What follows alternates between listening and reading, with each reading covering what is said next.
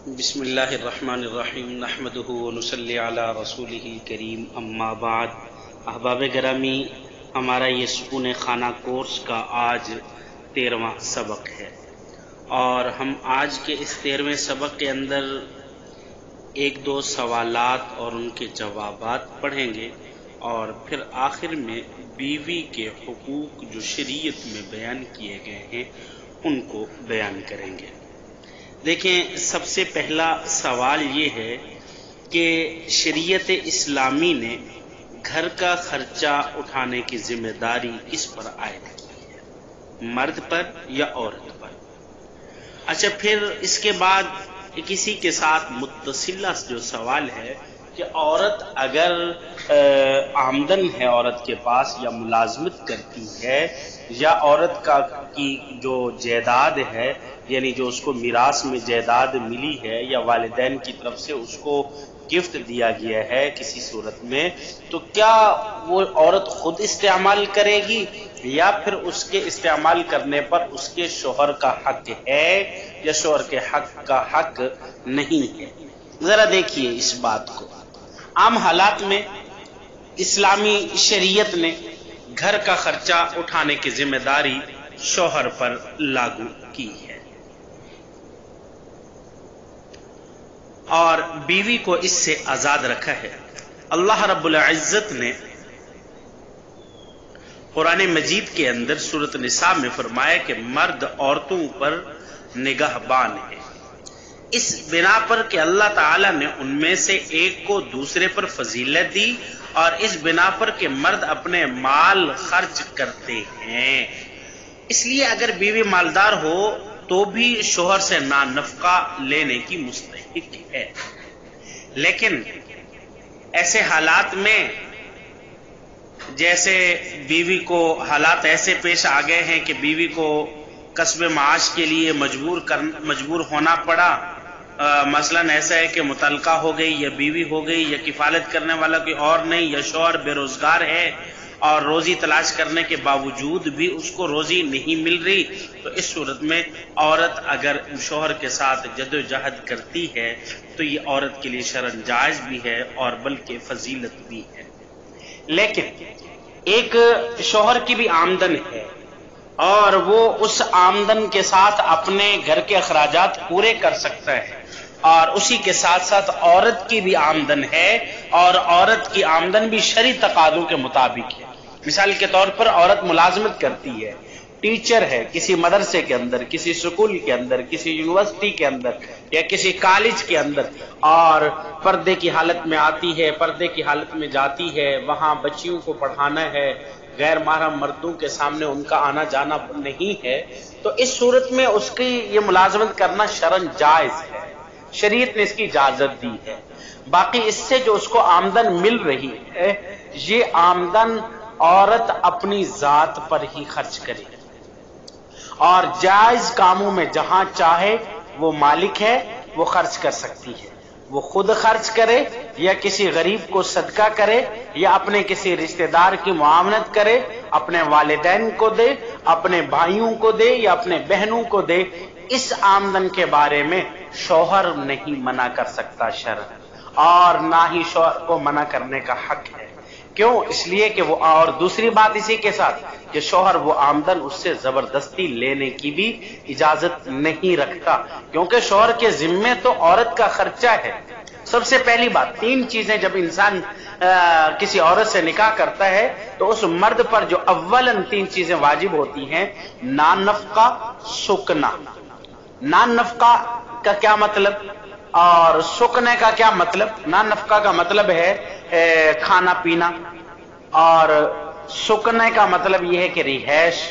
اور اسی طریقے سے کسوہ یعنی کپڑے وغیرہ بھی ہیں، کپڑے وغیرہ خرید کر دینا یہ مرد کی ذمہ داری ہے، مزدوری کرے۔ اس وجہ سے اللہ رب العزت نے مرد کے جسم کو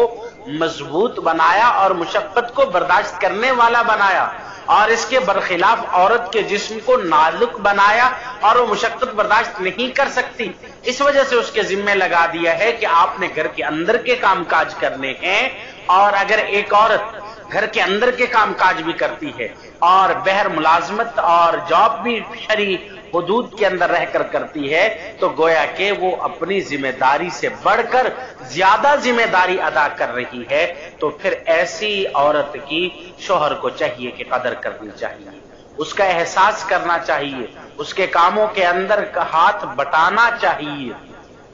تو اس لیے جب عورت کی آمدن ہے، عورت کو تنخواہ ملی ہے، شوہر زبردست، ہاں اگر عورت اپنی خوشی سے اپنے گھر کے استعمالات میں یا شوہر کے کام کاج میں، شوہر کی ضروریات میں خرچ کر دے تو یہ عورت کی اپنی خوشی ہے، لیکن شوہر زبردستی لینا بالکل جائز نہیں ہے، اور اگر زبردستی لے گا تو یہ آمدن اس کے لیے حلال نہیں ہوگی اور یہ اس کے لیے جائز نہیں ہوگا۔ اس سے شوہر کو اجتناب کرنا چاہیے۔ اور کیونکہ آج کے معاشرے میں جو چیز زیادہ ہمارے پاس بار بار یہ سوال پوچھا جاتا ہے کہ بھئی شوہر کوشش کرتا ہے کہ کسی ایسی عورت سے شادی کی جائے کہ جو مالدار ہو، جس کی وراثت، اور پھر اپنے اس کو مجبور کرتا ہے کہ جاؤ اپنے والدین سے اپنی میراث کا حصہ لے کر آؤ، حالانکہ اس کے والدین زندہ بیٹھے، جبکہ زندہ کی کوئی میراث نہیں ہوتی۔ یا کوشش کی جاتی ہے کہ کسی ایسی تعلیم یافتہ لڑکی سے شادی کی جائے کہ جس کی نوکری اور اچھی تنخواہ ہو تاکہ میں گھر بیٹھ کر میں کھاتا رہوں۔ یہ ایک قسم کے شریعت کے مطابق بھی خلاف ہے اور مروت کے بھی خلاف ہے کہ ایک مرد کوشش نہ کرے اور ایک مرد عورت کی کمائی کے کھانے پر یا عورت کی کمائی پر بھروسہ کر کے بیٹھ جائے، یہ مردانگی کے بھی خلاف ہے۔ اور دوسری بات، ایک سوال اسی کے ساتھ اور ہے، وہ سوال کیا ہے؟ دیکھیں اسی کے ساتھ ایک بات اور بھی آتی ہے کہ عورت کو جو حق مہر دیا جاتا ہے وہ ہمارے زمانے کے اندر ایسا ہوتا ہے کہ عورت کو حق مہر کہہ دیتے ہیں اور پھر کہتے ہیں کہ ابھی میرے پاس ہے نہیں، آپ مجھے معاف کر دو۔ اب شوہر کہہ رہے ہیں اگر نہیں معاف کرے گی تو شوہر سارا دن کیا آخر تک منہ بنا کے رکھے گا، اس کا رویہ درست نہیں ہو جائے گا اور اس کے ساتھ ناراض ہو جائے گا، اس کا چال چلن درست پھر بیوی کے ساتھ ٹھیک نہیں رہے گا۔ اب بیوی بیچاری مجبوراً کہتی ہے کہ چلو میں نے معاف کر دیا۔ آپ اندازہ لگائیے کہ کیا شرعاً یہ معاف ہوگا؟ کیا یہ طریقہ درست ہے؟ بالکل ناجائز ہے۔ اور آج کا معاشرہ، تعلیم یافتہ افراد، پڑھے لکھے افراد، افسوس کے ساتھ کہنا پڑتا ہے، ویسے تو دیکھا جائے تو بڑے مہذب افراد نظر آتے ہیں، تعلیم یافتہ افراد نظر آتے ہیں، لیکن جب ایسے معاملات میں آتے ہیں تو وہ کمزور پڑ جاتے ہیں۔ اب دیکھیں ابتدا میں اتنا مہر رکھا جائے جتنا آپ برداشت کر سکتے ہیں، اگر نہیں برداشت کر سکتے تو ابتدا میں کہہ دیں کہ ہمارے پاس اتنا مہر ہے، اگر نکاح کے لیے اجازت قبولیت ہے تو قبول کر لیجئے، اگر نہیں قبول کرنا تو نہ کیجئے۔ ابتدا میں ایک جھانسا دے کر، اچھا سے اچھا مہر رکھ کر، زیادہ سے زیادہ مہر رکھ کر، اور پھر بعد میں کہیں کہ آپ مجھے معاف کر دیں یا کہیں کہ میں نہیں ادا کرتا، یہ تو وہ حصہ ہے، یہ تو وہ قرض ہے کہ انسان مر بھی جائے تو اس کی جائیداد میں سب سے پہلے اس مہر کو نکالا جاتا ہے، مہر اس کی جائیداد میں سے مہر کا حصہ الگ کیا جاتا ہے، اس کے بعد باقی جائیداد کو ورثاء کے اندر تقسیم کیا جاتا ہے۔ اور اس کے ساتھ ایک سوال اور کیا گیا ہے، وہ سوال یہ ہے کہ عورتوں کا لباس کیسا ہونا چاہیے، عورتوں کے لباس کی شرعی قواعد اور شرعی حدود کیا ہے۔ دیکھیں اسلامی شریعت میں لباس کے سلسلے میں چند حدود متعین کرنا ضروری ہے، اور اس کے بعد آزادی ہے کہ علاقے کی عادات اور اتوار کے مطابق کوئی بھی لباس پہنا جا سکتا ہے۔ سب سے پہلی بات جس کا اعتبار کرنا ضروری ہے، لباس ستر چھپانے والا ہو۔ مرد کے لیے ستر ناف سے لے کر گھٹنے تک ہے، جبکہ عورت کا پورا جسم ستر ہے۔ ایسا لباس ہو کہ جس سے اس کے سر کے بالوں سے لے کر پاؤں کے ٹخنوں تک اس کا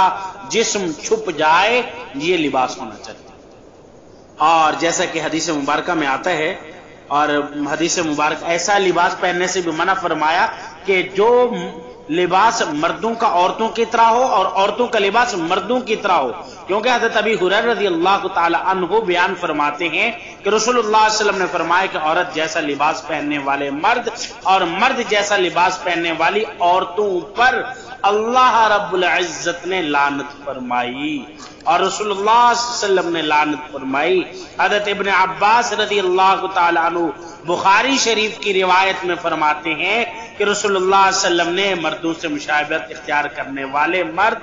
اور مردوں سے مشابہت اختیار کرنے والی عورتیں اور عورتوں سے مشابہت اختیار کرنے والے مردوں پر لعنت فرمائی ہے۔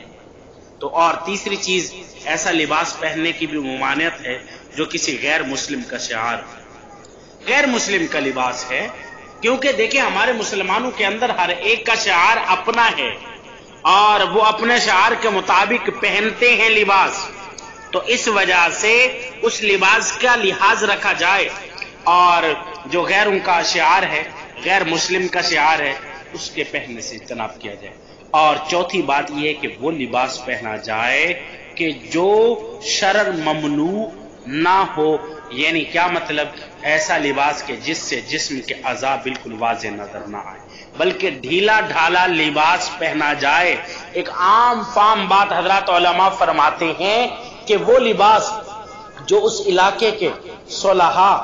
علماء اور معلمین پہنتے ہیں، اس قسم کا لباس استعمال کیا جائے۔ یہ آج کے مختصر سبق میں نے آپ حضرات کے سامنے 2-3 سوال رکھے ہیں اور پھر ان کا مختصراً جواب بیان کیا ہے، اور آج کے بعد ہمارے 2 سبق اور باقی ہیں، اور انشاءاللہ العزیز وہ 2 سبق آپ کے سوالات کے جواب پر ہوں گے۔ تو آپ حضرات اپنے سوالات استقبالیہ میں بھیج دیں، انشاءاللہ العزیز اس پر آپ کو تفصیلاً جواب دیے جائیں گے۔ دعا کیجئے کہ اللہ رب العزت ہمیں نیک اعمال کرنے کی توفیق عطا فرمائے۔ وآخر دعوانا الحمدللہ رب العالمین۔